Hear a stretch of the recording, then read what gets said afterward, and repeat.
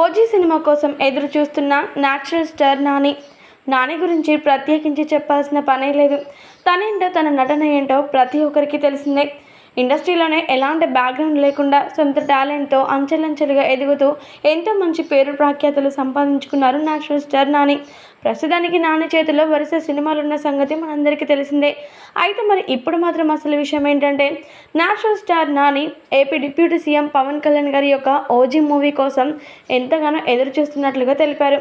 ఇక అసలు విషయం ఏంటంటే, AP deputy CM Pawan Kalyan గారు సుజిత్ దర్శకత్వంలో వస్తున్నటువంటి మూవీ ఓజీ.